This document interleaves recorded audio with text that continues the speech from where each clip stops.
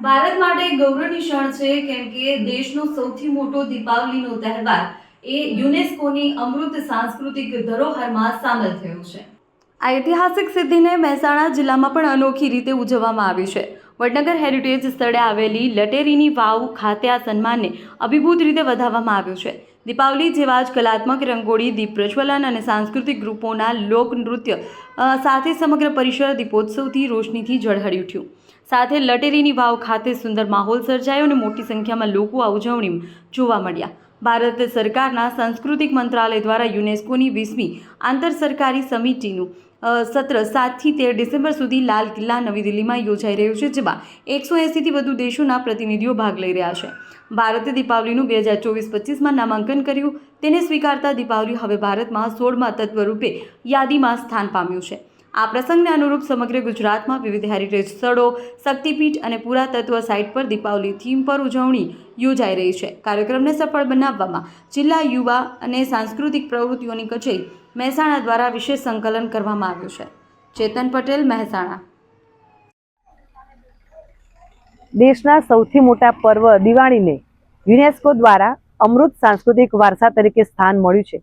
એ અંતર્ગત રમતગમત, યુવા અને સાંસ્કૃતિક પ્રવૃત્તિઓનો વિભાગ અને યુવક સેવા અને સાંસ્કૃતિક પ્રવૃત્તિઓની કચેરી ગાંધીનગર સંલગ્ન જિલ્લા યુવા અને સાંસ્કૃતિક પ્રવૃત્તિઓની કચેરી મહેસાણા દ્વારા લટેરી વાવ વડનગર હેરિટેજ સ્થળ ખાતે આજે દીવા પ્રજ્વલન કરી સાંસ્કૃતિક કાર્યક્રમ કરી આ ઉત્સવને વધાવવામાં આવ્યો છે। તેમજ મહેસાણાના અલગ અલગ જગ્યાએ પણ આ કાર્યક્રમ ઉજવાઈ રહ્યો છે। તેમજ સમગ્ર રાજ્યના 33 જિલ્લાઓમાં પણ આ કાર્યક્રમ કરી આ કાર્યક્રમને વધાવવામાં આવી રહ્યું છે।